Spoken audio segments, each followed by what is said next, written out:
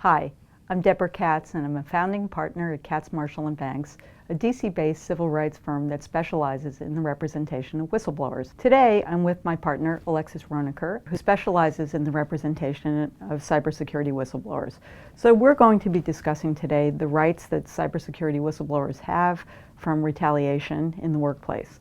So let's start. Why is this such an important area of the law now? Cybercrime and cybersecurity is a crucial issue right now in our country, and even our national security is at issue, as we learned with the hacking of the OPM personnel information, and now with this new development with Russian hacking to try to... People have had their private medical information taken as well. Exactly. So it's not just identity, social security numbers, but the size of the problem is so vast, and it's evolving constantly with cloud computing and mobile devices and Internet of Things, that law enforcement and regulators aren't going to be able to keep up with it. So they prioritize what needs to be addressed. But that means that for the everyday type of hacking and theft, companies and organizations and the government are left protecting our most personal information that they hold.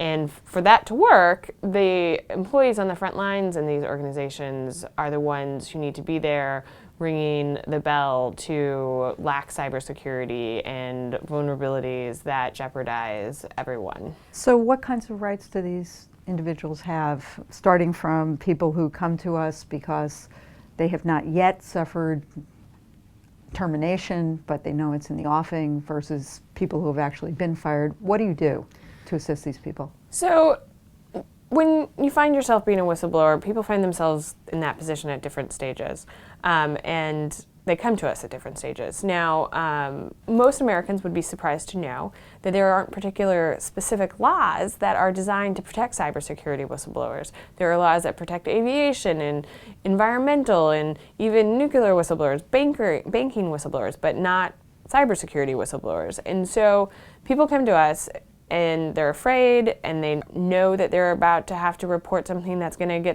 likely get them fired, or they have reported something and then they find themselves fired. And what we can do is find out the information they have in their specific circumstances and figure out which of the patchwork of laws we can use to find protections. And there are protections for these cybersecurity whistleblowers. It has to be done the right way. So when someone comes to us not yet having blown the whistle, we can make sure that the way they do it protects them in the best way possible, that if they work for a publicly traded company, that we make it clear that it's not just an IT issue when they report, but that they're talking about fraud or they're talking about securities violations. If they're working for a government contractor, we make sure that they reference the right codes or the right regulations and standards that the government requires, and say, we're not meeting what our contract says. So let's go back to people in publicly traded companies. I mean, why is that different than people in the private sector who are raising cybersecurity issues? So there's protections for both, but for employees of publicly traded companies or their wholly owned subsidiaries, affiliates, and certain contractors, there's a law called Sarbanes-Oxley and another law called Dodd-Frank Act that have created whistleblower protections for those employees who raise issues of fraud and securities violations. Now, for most people, you might not see the interconnection between cybersecurity and fraud and securities violations, but given the integral nature of cybersecurity in American businesses, we talked earlier about how it's millions of dollars a year, the Securities and Exchange Commission has made very clear that cybersecurity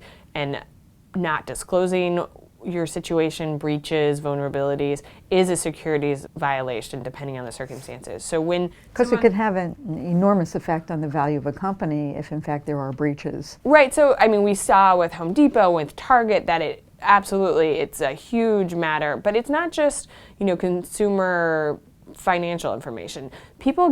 Companies have their intellectual property hacked. That is the lifeblood of a company. If you have a pharmaceutical company that's publicly traded and they get one of their drugs, the information not yet released about it, and it's hacked, that means that one of their most marketable one of the things that's going to bring the most value to shareholders is now vulnerable. And that needs to be disclosed in some manner so that investors are making the right decisions, the reasonable decisions.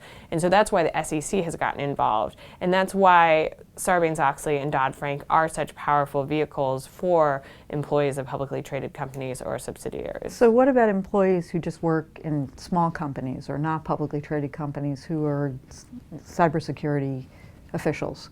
What kind of legal protections do they have if they raise concerns about problems with cybersecurity at their companies? For an employee at a private company, it's a little more patchwork. It depends for many people, but there's definitely coverage. It just depends on where you are. So if you're in a state that has laws protecting cybersecurity and you blow the whistle on that, then you'll be protected under the state law that protects.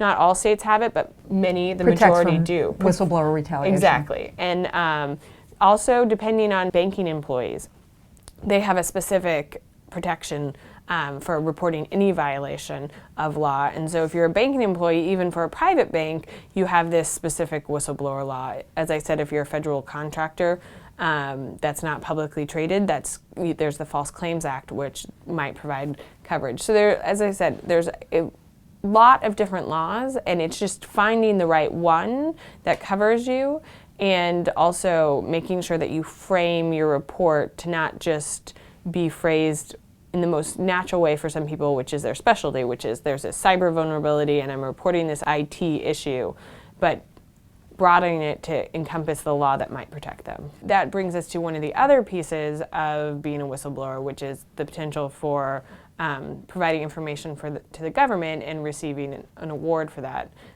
information. Now, it's not going to be in every cybersecurity whistleblower context, but for those who have information about regulated companies, like publicly traded companies, they may have information that the SEC would find valuable for an enforcement action, and if they provide that information and participate in that whistleblower rewards program, they may be eligible for a reward between 10 to 30% of the monies brought in from that enforcement action. We often say that federal sector whistleblowers are sort of the eyes and ears of the citizens in this country.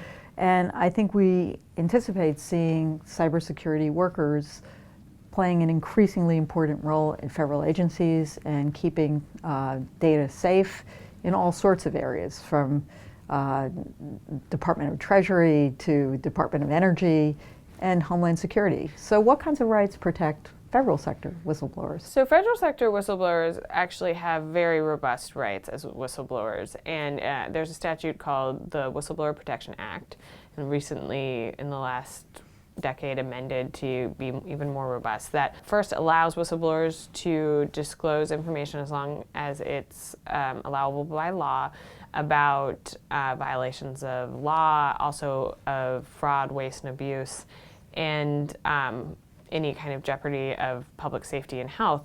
That, cybersecurity fits right in there. And so what's prohibited is their supervisors and the agency they work for taking prohibited personnel actions, which is, it's not just termination, it's demotion, a transfer that's negative. There's a long list of sidelining somebody, taking them out of those roles, taking away their security clearance.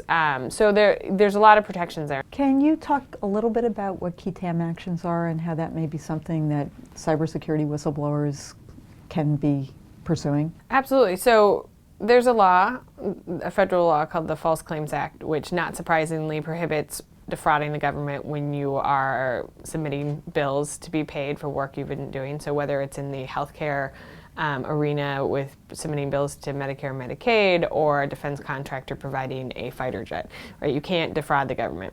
And it has an interesting mechanism for this, which is to incentivize individuals who know about the fraud to inform the government, and the government and that individual pair up to try to prove the fraud and get the money back. And if they're successful, the individual who's known as a relator can get between 15 and 30%. There's also protections in that for preventing retaliation. Exactly. So it's a double win for a whistleblower in that sense. How does that relate to cybersecurity? In the medical context, obviously there's a lot of regulation, HIPAA, as well as other cybersecurity related regulations that companies, when submitting bills, may certify to, and they may also just be required, and those can possibly be a basis. In the defense contracting arena, there are very specific rules now related to cybersecurity that they are required to follow, and so all of these may form the basis of a key TAM action, and they certainly form the basis of a protection from retaliation action. But it's essential that the whistleblower comes to an attorney to really assess the viability. So one of the things that we do at our firm, which is different than perhaps other key TAM firms, is we look at the employee's issue somewhat holistically. Absolutely. Because there's an employment piece to this, there may be an ability to go to certain bounty programs, but for us, people come to us because their job, their livelihood is at issue, and they obviously want to do the right thing, and if they're losing a lot of money, they don't mind the incentive of these reward programs, but more than anything, they want to protect this career that they have fostered, that they have worked so hard on, and that their family often depends on. And so when we have a cybersecurity whistleblower come to us, we understand that this is an industry in which it's a tightly knit. Right. Blowing the whistle is not always viewed positively, and as it should be. It should be viewed positively, but it's not always. And so we work to resolve it in a way that's going to protect their career, that ideally is in a private manner, that is resolved so that the person can move on. But if there is a key TAM piece to this, or a SEC piece, we also know how to handle the employment piece and that rewards piece at the same time without jeopardizing either. One of the things that you have done is you have written a very comprehensive manual for cybersecurity whistleblowers. Why would you do such a thing in your otherwise very busy life? Well, I thought this was important to have out there a resource for whistleblowers, because so often they find themselves in a position they don't know if they're really a whistleblower, if they realize that something's happening, they don't know if there's protections for them, and there are ways that they can protect themselves from the very beginning, even before they have a chance to reach out to a lawyer. So, it's to educate the whistleblower about what the protections are, how they can frame those protections, and hopefully to encourage them about the importance of finding a lawyer who knows what they're doing to help them. And so it provides a blueprint and information that should be useful to them in framing their situation. I really appreciate that you wrote this as a colleague and as somebody who represents these people, because I think one of the real values of your manual is it empowers people because they know that they're doing very important things. The issues that they're raising in the cybersecurity space are vital in many respects to public health, safety, financial security, national security, and it will be increasingly relevant over time. So thank you for that work, and I hope people actually check out your manual and use it. I think it provides really key advice about how to protect themselves in these situations. Thank you.